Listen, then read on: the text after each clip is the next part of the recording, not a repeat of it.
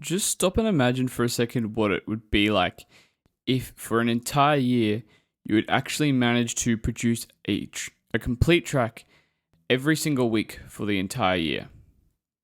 What would you think would happen as a result of you doing that? Would you improve? Of course. Would you develop skills that you otherwise wouldn't have as a producer? Of course. Would you probably have more opportunities with releasing music or labels or other things in your music career? Most likely. What's up, guys? It's Aiden from EDM Prod, and today I'm going to share with you a challenge that I've decided to do this year, and basically I'm going to try and convince you that you should do it too. And essentially, what I'm doing is essentially what I described in the intro there. It's going to be a track a week challenge. Now, why on earth would I do a track a week challenge as a producer? Well, around halfway through last year, I was attending an Ableton meetup in my city here in Melbourne, and I came across a producer called Vivian, who did a presentation there and started essentially a project called the One Track Mind Project, I think it was called. And in this project, he would basically document the process of him making a track a week on his Instagram.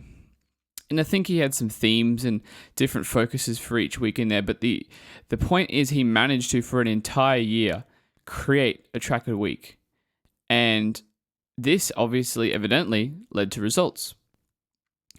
And I think this approach is something that can be beneficial for a lot of producers. And I realized this for myself because it's a very straightforward system that can help you maintain your creativity without burning yourself out. And it's good for a few reasons. So first of all, I want to start by saying, obviously as producers, it's good to set goals. And as Sam talked about in one of the previous videos on our YouTube channel here, goal setting is important, a very important process, and you can do it right or you can do it wrong. And in this case, what I wanted to do was set a SMART goal. And Sam mentioned SMART goals in the video, but if you haven't watched it, basically a SMART goal is something that's specific, measurable, achievable, relevant, and time-based. So looking through all 5 of those factors there, I picked basically a track a week because it was specific. Like, I want a finished track. Like, it has to be mixed, it has to be mastered, it has to be arranged. Even if it sucks as a track, it has to be completed to a point where I could call this a track that could be released. Doesn't have to be. I want it to be measured. So how can I measure whether something is finished? Well, basically it would be something that's release ready, right? It would be a complete one single track, not an EP, not an album, just one track. Could be part of an EP later, could be a single that I plan on release, could just go in a dump of folders of tracks that I never released. It has to be achievable, as in, if I was to set the goal for myself to make a track a day, I couldn't do that. I don't have the time, I don't have the ability to commit to an idea in a day, so I set something that's more realistic. But I also didn't go too long because I have done a track a month before, and that didn't turn out too well either. But at the same time, I wanted something that allowed me to release a track a month on average. So I feel like a track a week would, give me some leeway with some tracks that maybe I don't want to finish or whatever, I don't want to release, not finish. It has to be relevant, and I think this is really one of the key parts here, is that making music is actually what gets results. You can't make music or you can't just have a career without making music. Making music is the cornerstone of your project as a musician, as a producer. You can't get away without finishing tracks. So this is the one thing that as a producer you should be focusing on. There's a lot of things you need to consider, like your career, like marketing, networking, but this is the ultimate middle thing. Like, if you don't do anything else, this is the fastest way to grow as a producer in the music side and in the marketing side. I'll get back into that a bit later. And lastly, it's time-based. So I have it set to a week, meaning a week is that period of time that I have to finish that track in. if I didn't set that, if I just said I wanted to make tracks this year, finish tracks, well, there's no time limit on that. When do I have to finish the tracks by? So having that time-based goal gives yourself a deadline, which then motivates you to actually complete something. So that's really why I think this was beneficial for myself, and I think it could be really beneficial for you, because I think having that SMART goal as a producer can help you achieve this goal. But it's like, okay, but why was this a goal? Why 52 tracks a week? And as I hinted at in the beginning, it makes a lot of sense to do this. And the first of the reasons that you should do this is you're going to increase your output as a producer. Now, it seems pretty obvious, because it's like, of course, I'm going to be making 52 tracks this year. But what I'm talking about is if you increase your output of finished tracks, you'll also, by percentage chance, increase the amount that you're releasing. You'll increase potential opportunities that come up as a result of those releases. You'll be increasing the amount of demos that you're sending to friends. So more music is like the fuel for your system, and the fuel for you as a producer and having a music project. So it's kind of like you're pouring more resources in. I think that's a really, really good way to go about it. I also think that, finishing tracks just makes you a well-rounded producer. I'm guilty of just starting a bunch of ideas and never executing on them and never finishing them. They just end up as loops or as like a chorus or a drop. And I'm like, okay, well, that's it. What am I going to do next? But you don't actually develop those skills that you have to perform later down the line. Like, the more technical mixing side of things, the more, little elements that you add in at the end to fill out the mix or make the track more interesting, or mastering, or any of those kind of elements that come later in the process. You get really good at making ideas, but you don't get really good at finishing them. So I think finishing and having that as the goal really rounds you out well as a producer. The other thing that I really think is beneficial by doing 52 tracks a year or a track a week, is that you are constantly getting your skills leveled up. I'm guilty of this as well, where I'll be producing for a few weeks really well, like a few hours a day, maybe 3 to 5 hours a day, making a lot of music, working on new tracks, whatever. But then I don't keep the habit up. I drop it off. And I'm like, oh, okay, well, how do I? And then when I go back to actually producing, it's like, I feel like I'm more stale with my skills. My skills aren't as sharp. I have to kind of get back into the flow before I can kind of utilize my skills to the best of my ability.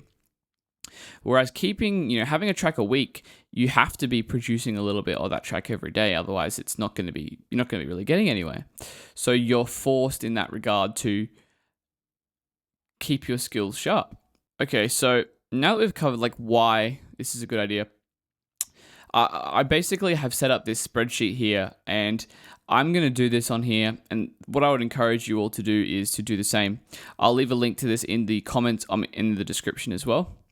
And you can create your own version, which I'll get into in a second. But just before I get into this, at the end of the day, you can make this challenge your own. You don't have to do exactly one track a week. You can adjust this to your own lifestyle, to your own needs, to your own commitments. Or potentially you have a completely different way of working. So there's a few other ways you could work through this, and I've got a few listed here. So one is kind of working in batches. So if you don't want to start a track a week and finish it, which by the way is not something that I'm actually going to do either.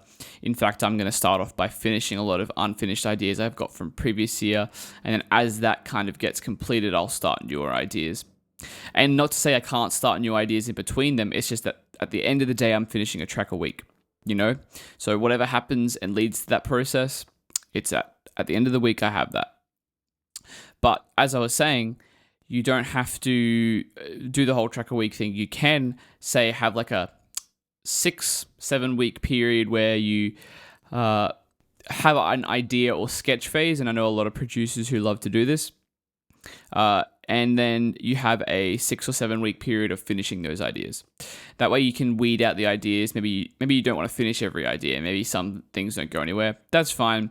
I would strongly recommend trying to finish them anyway, but I understand some people don't like to do that. So you can customize it that way and have like a sketch phase and a finishing phase. And that way, the idea is you would still get the same amount of tracks finished at the end. So you'd still, by the end of the 13 weeks or whatever, you would have, 13 tracks. And you can kind of do that in 4 cycles throughout the year because, 13 times 4 is 52. So that way you're using all 52 weeks. That's one way of doing it. You can do something similar like an EP a month. So you're just doing 4 tracks a month, so it's not strictly one a week. If you kind of like to sketch a few out, you kind of like to tie them all together. You don't necessarily want them to be individual ideas. You want them to link into each other. That's a really great way of working. Another thing that I might adopt this later, but I'm not currently adopting it, or at least planning on adopting it, is themed weeks. And this is something I learned from the person I mentioned before, Vivian, who said he would make a theme or a focus for each week or a goal for each week. And, that might be something like this week I'm going to focus on FM synthesis or maybe bass FM synthesis, or I really want to focus on using reverb this week or sends, or I want to focus on making really fat drums this week. And each week you can have a focus and that can evolve itself into a finished track by just focusing on one thing. Whether that's applying that one thing to an existing idea or starting a new idea from scratch. Having a focus, I find, gives you a first step to head in with a track rather than having this big overlooming picture of what you want your track to be, which doesn't really work. You kind of start from the ground up and you take the process from there, which I think is very valuable. So there's a few variations on how you can actually use this track a week challenge. But I've set up this Google Sheet here, and basically how it's going to work is there's this README here. So there's going to be a template. As you can see here, I've listed all 52 weeks of the year out. Technically, I'm starting this on the Monday that's just gone, so on the 6th of January. I haven't started it from the first day of the year. The only reason for this is because I wanted to finish off the rest of the last week and then start from a brand new week. So this week is where I'm at. I'll get to mine in a second. And so we got the week, the start date of each week. Then you're going to post your track name. It can be a working track name. You can change it as you work on the track throughout the week. Post the private or public URL on SoundCloud and just some comments about what the track is, how you're working on it, what you've learned. Whatever you think is relevant. Maybe it's just for your own sakes to kind of journal throughout the whole year. Whatever works for you.